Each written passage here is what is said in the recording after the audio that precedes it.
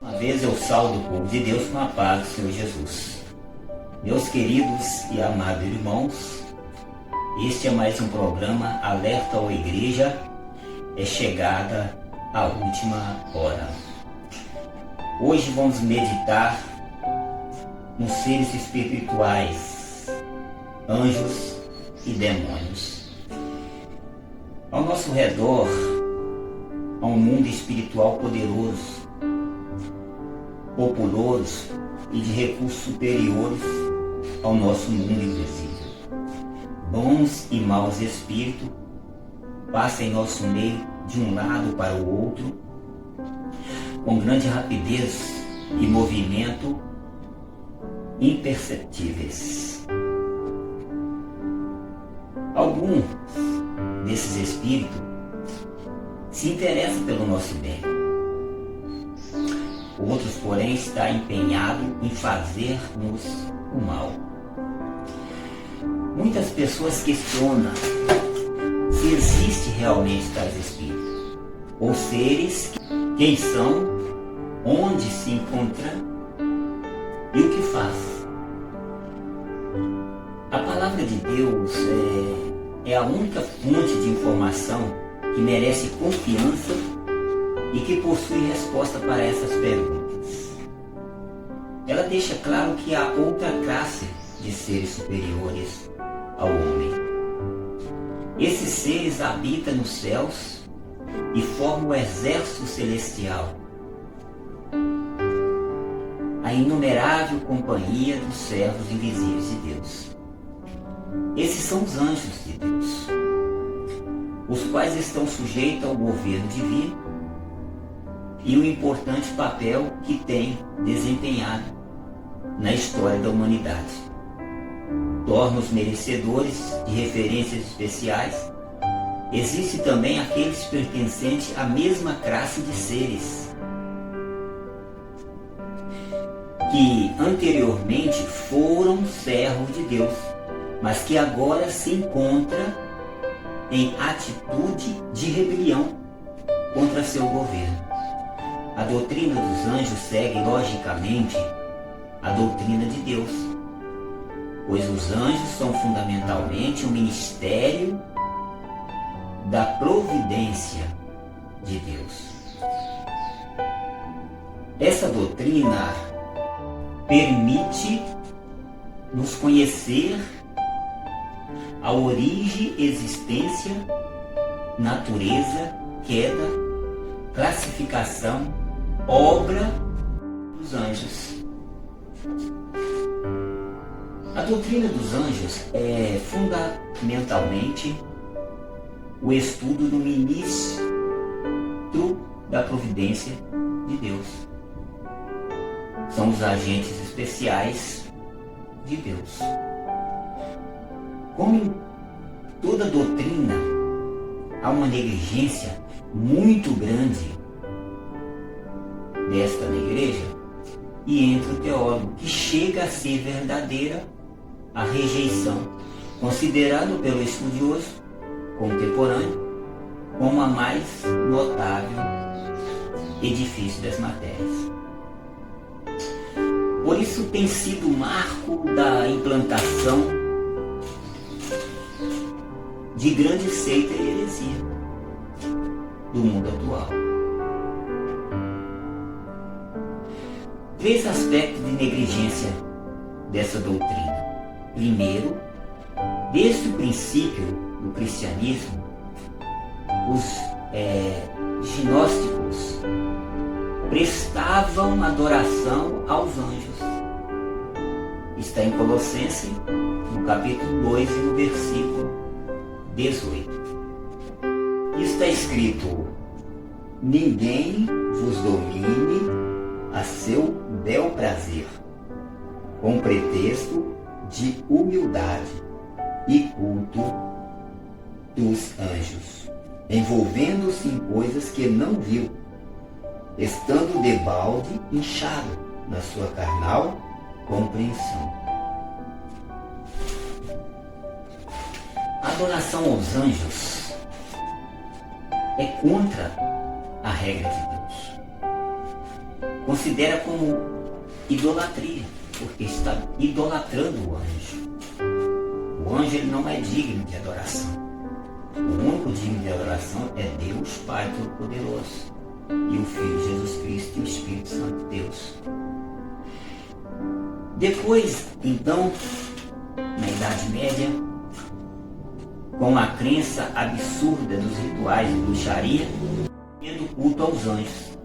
E agora, em nossos dias, os estudos cabalísticos personalizados nos meios esotérico e místico ensina novamente o culto aos anjos por meio de bruxos sofisticados e modernos.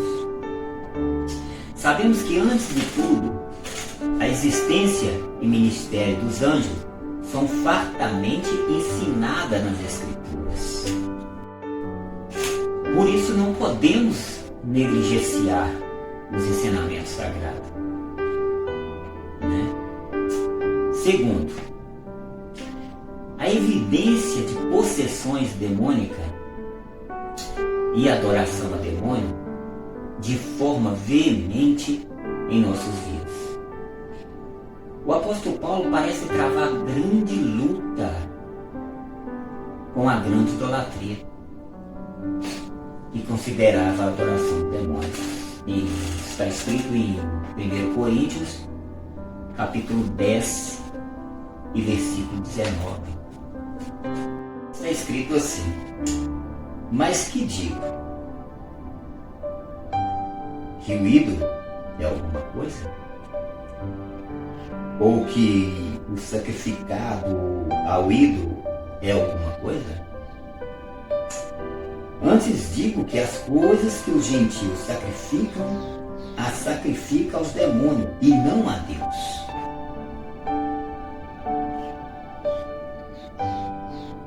E não quero que sejais participante com os demônios.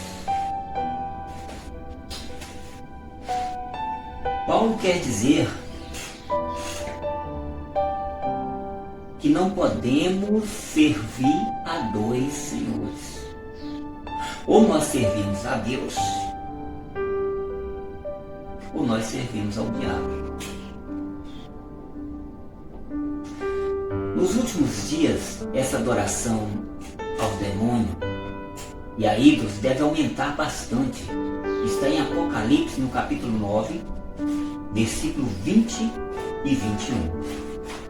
Está escrito assim: e os outros homens que não foram mortos por essa praga não se arrependeram das obras de sua mão, para que não adore os demônios e os ídolos de ouro, e de prata, e de bronze, e de pedra, e de madeira, a quais não pode ver, nem ouvir, nem andar. E não se arrependeram dos seus homicídios, nem da sua feitiçaria, nem da sua prostituição, nem do seu furto. Em Apocalipse, Deus nos alerta para os dias de hoje, onde as pessoas já não sabem mais a quem servir. E muitos pastores confundindo a mente de suas ovelhas. A negligência deixa de existir para dar lugar a um crescente pensamento sobre o assunto, especialmente do lado do mal. Não podemos negligenciar tal doutrina. E terceiro, a prática acentuada do Espírito, que crescerá assustadoramente nos últimos dias, conduzindo homens, mulheres e crianças a profundo caminho de treva e cegueira espiritual. Está escrito em 1 Timóteo, no capítulo 4 e no versículo 1 e 2. Está escrito assim: mas o Espírito expressadamente diz que no último tempo alguns apostarão da fé, dando ouvido a espíritos enganadores, doutrinas de demônio, pela hipocrisia de homens que falam mentiras, tendo cauterizado a sua própria consciência. A Bíblia, ela aqui em Timóteo, está deixando claro que muitos homens que dizem ser servo de Deus está enganando e levando as pessoas a perder a sua salvação. E ainda a obra de Satanás e do espírito maléfico atrapalhando o progresso da graça em nosso próprio coração. É a obra de Deus no mundo. Efésios 6, 12. Que está escrito assim: porque não temos que lutar contra a carne e o sangue, sim contra os principados, contra as potestades, contra os príncipes das trevas deste século, contra as hostes espirituais da maldade nos lugares celestiais. Como lutar sobre essas doutrinas enganadoras? Em jejum e oração. E na palavra de Deus, devíamos querer saber mais e mais dos ensinamentos sagrados para podermos estar firmes contra a astuta cilada deste inimigo derrotado, Satanás, o anjo caído. Os egípcios antigos acreditavam que seres sobrenaturais controlavam toda a fase da vida. O mesmo acontecia na Pérsia, na Babilônia e Índia. Apesar de ser cultura inteiramente voltada para a filosofia e ideias humanísticas, os gregos antigos acreditavam em espírito e adoração dos mesmos. Fazia parte de sua vida diária. Os romanos observavam grande parte de outras religiões em sua própria.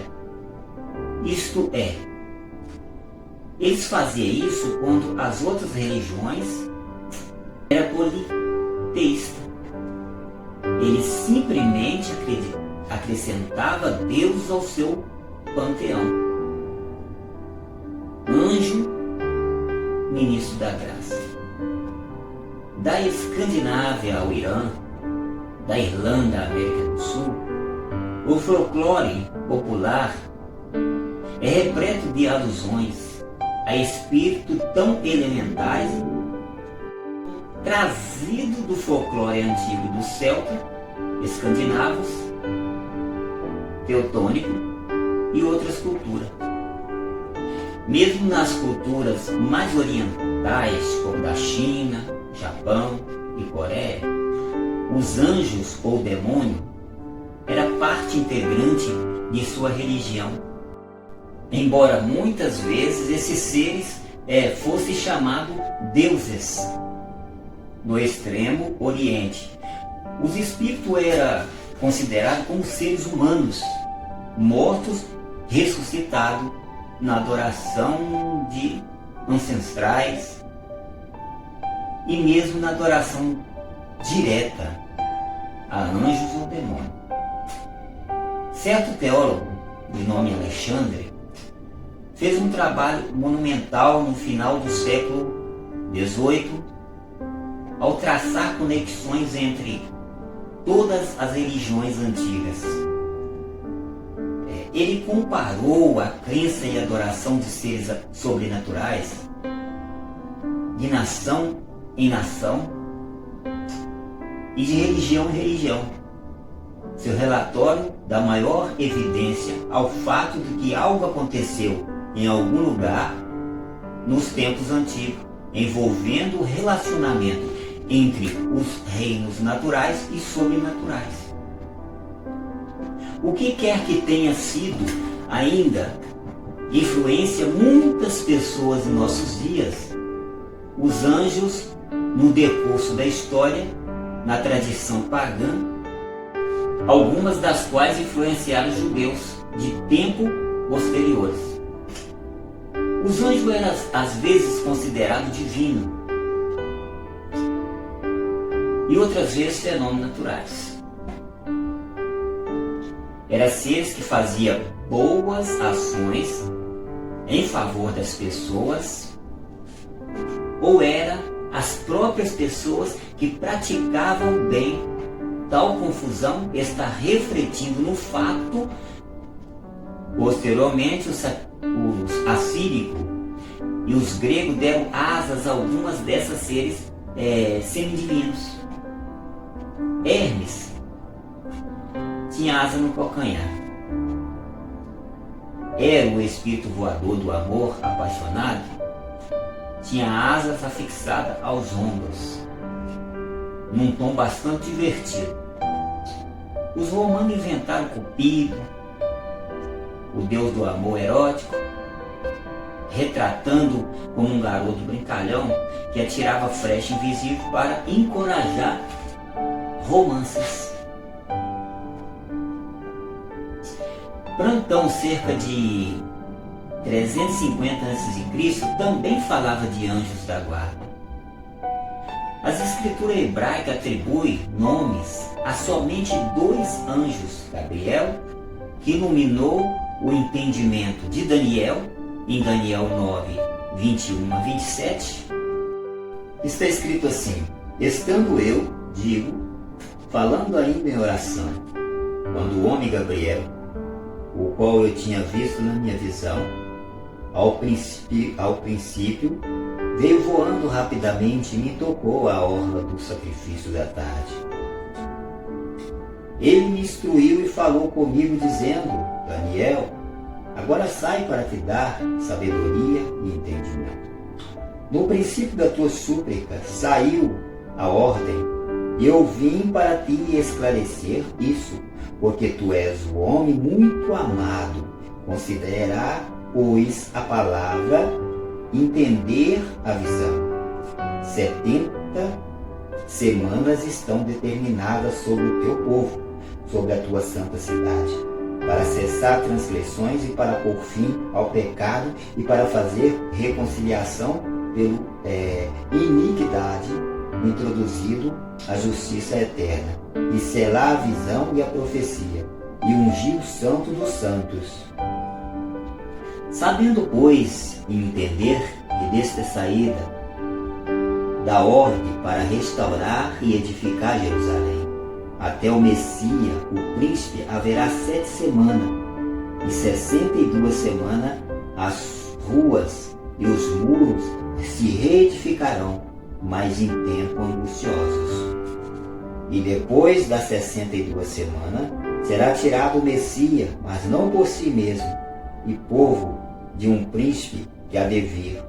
Destruirá a cidade e o santuário, e o seu fim será como uma inundação. E até o fim da guerra, desolações estão determinadas.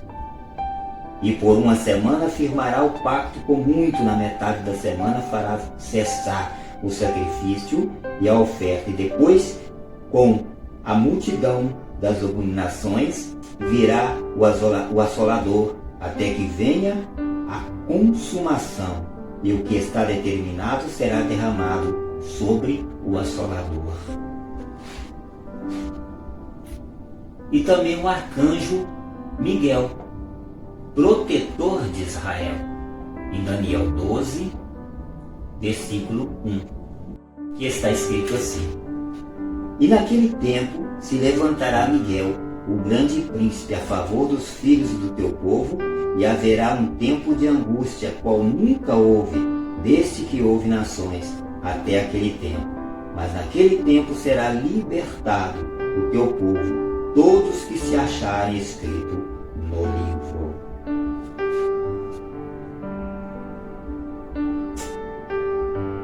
Durante o período do Novo Testamento, os fariseus acreditavam que os anjos fossem seres sobrenaturais, que frequentemente comunicava a vontade de Deus, em Atos 23:8, que está escrito assim: porque o saduceu diz que não há ressurreição em anjo nem espírito, mas o fariseu reconhece uma e outras coisas. Escrito: como caíste do céu, o Lúcifer, filho da alva, como foste lançado por terra, tu que debilitava as nações. Tu dizia no teu coração: subirei ao céu no alto e acima das estrelas de Deus. Exaltarei o meu trono e no nome da congregação me assentarei da banda do lado do norte. Subirei acima da mais alta nuvem, serei semelhante ao Altíssimo. E contudo, ao inferno será levado, ao mais profundo do abismo.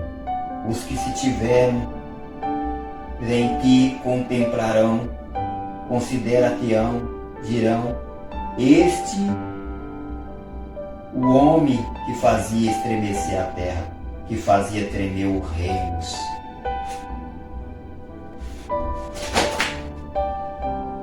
O diabo, sabendo que não podia contra Deus, tentou roubar o trono dele. Imagina o que ele pode fazer com nossas vidas se não estivermos na presença de Deus. A Bíblia fala acerca dos anjos que pecaram contra o Criador e não guardaram a sua dignidade. Aos anjos que não pecaram e não seguiram a Lúcifer, Deus os exaltou e os confirmou em sua posição celestial, e para sempre estarão na sua presença, contemplando e executando a vontade do Criador. São chamados de anjos eleitos. Está escrito em 1 Timóteo 5:21, que está escrito assim: conjuro-te diante de Deus e do Senhor Jesus Cristo e dos anjos eleitos, que sem pervenção guarde estas coisas, nada fazendo por parcialidade. Da mesma forma, Deus agora nos fala que se nós não dermos lugar para o diabo, seremos eleitos de Deus para ganhar nossa salvação nas nossas almas. Viram os filhos de Deus que as filhas do homem era formosa e tomaram para si mulheres de todas a que escolheram. Então disse o Senhor: não contenderás o meu espírito para sempre, e com o homem, porque ele também é carne, porém os seus dias serão 120 anos. Esses filhos de Deus, sem dúvida, não eram anjos, como teoriza alguns, mas é descendente da linhagem piedosa de Sete. Deuteronômio, no capítulo 14 e no versículo 1, está escrito: filhos, sois o Senhor vosso Deus, não vos cortareis com golpe, nem fareis calvo sobre os vossos olhos por causa de alguns mortos.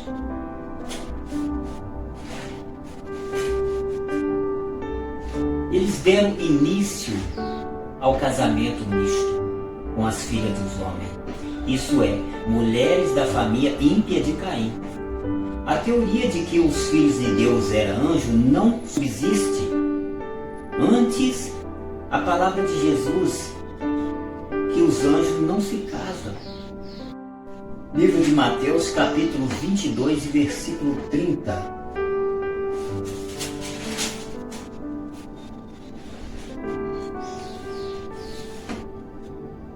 Porque na ressurreição nem os homens tomarão mulheres, nem as mulheres marido, mas serão como os anjos de Deus no céu.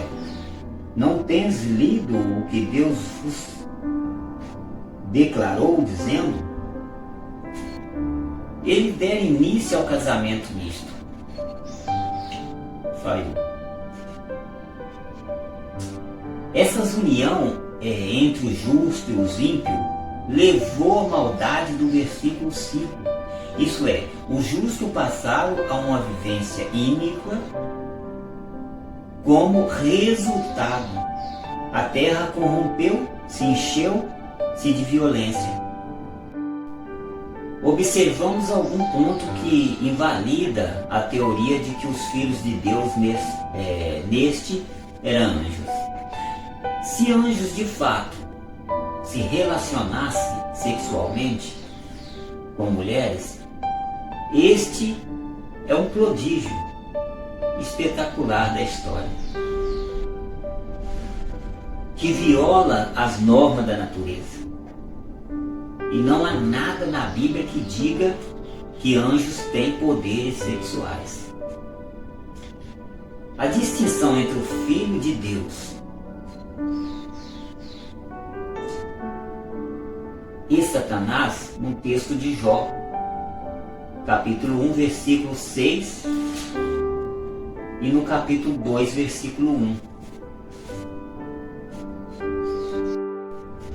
No capítulo 1 e versículo 6 está escrito: E um dia vieram os filhos de Deus apresentar-se diante do Senhor, entre os quais veio também Satanás.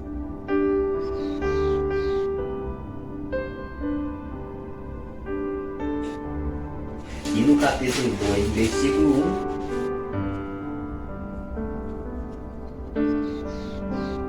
Outra vez aconteceu, num certo dia, que vieram os filhos de Deus para apresentar-se diante do Senhor, e Satanás veio também entre eles e apresentar-se diante do Senhor. De modo que claramente entendemos que o título Filho de Deus não se refere aos anjos caídos. Por quê? Porque Satanás era um anjo caído. Então Deus teria colocado ele naquele momento como Filho de Deus, mas Deus falou: vieram os filhos de Deus apresentar e juntamente veio Satanás. Né? Então aí está bem claro que os filhos de Deus que a Bíblia fala não são anjos. Se essa relação entre anjo e mulher gerou os nefilins gigantes, como se explica a presença desses antes deste ato e depois do dilúvio, em Números 13, capítulo 13 e versículo 33. É escrito assim: Também vimos ali gigantes, filho de Anak, descendente dos gigantes, e éramos, a nosso parecer, como gafanhoto, e assim éramos aos olhos dele. Em Colossenses 4, 7, está escrito: Tíquico, irmão amado e fiel ministro e conservo do Senhor, vos fará também o meu estado.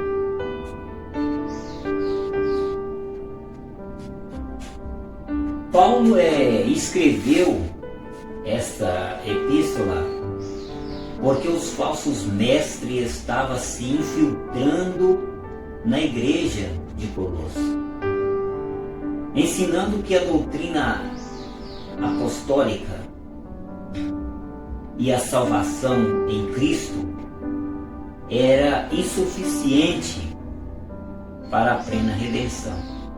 Esses falsos ensino misturava a filosofia e a tradição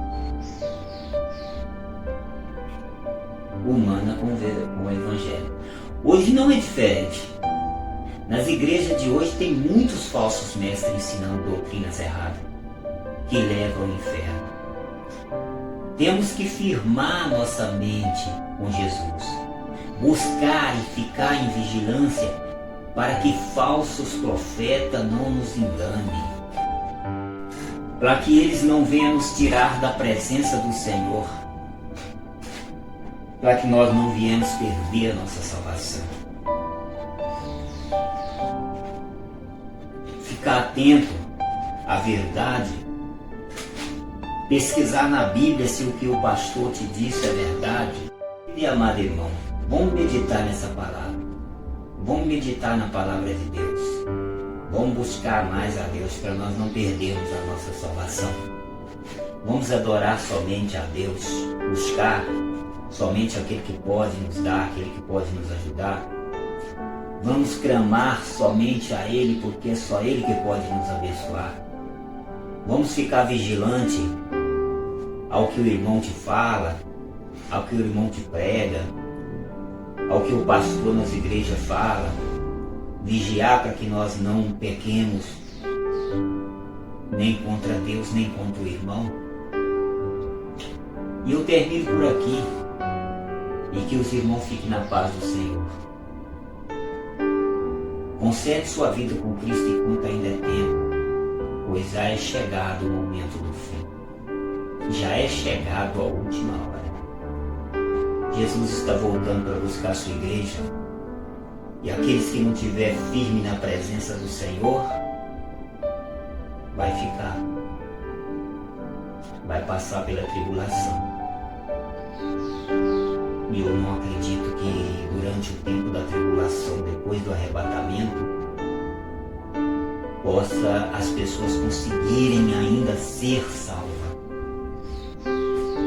Porque as tecnologias que o governo está lançando hoje vai ter muita facilidade para vigiar o cristão, onde é que ele for, para onde ele estiver correndo. Então vai ser difícil. Então vamos tentar, pelo menos, buscar mais, clamar mais, para que podemos subir no arrebatamento da igreja. Porque depois, infelizmente, não vai ter como. Jesus hoje ele está te dando chance, ele é advogado que intercede diante do Pai para salvar a tua alma, para te defender, para você ir para o céu. Mas quando ele voltar no trono, ele vai voltar como juiz. Não vai ter mais salvação. Ele vai voltar para te julgar. A paz do Senhor, meu irmão.